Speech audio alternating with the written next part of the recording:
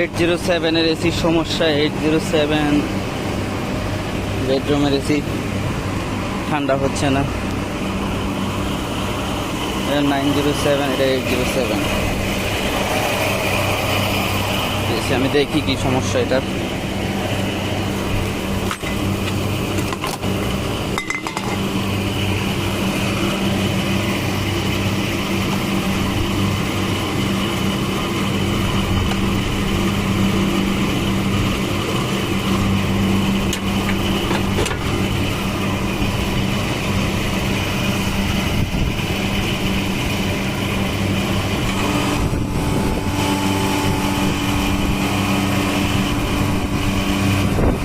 এটার মোটরের সমস্যা, মোটর চলতেছে না।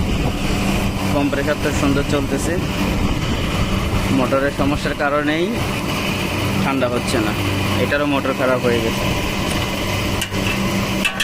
টাইট হয়ে গেছে মোটর অনেক।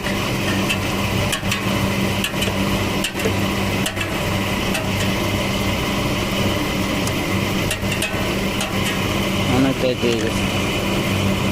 ক্যাপাসিটার ঠিক আছে, ক্যাপাসিটি ঠিক আছে, ক্যাপাসিটেশন আছে।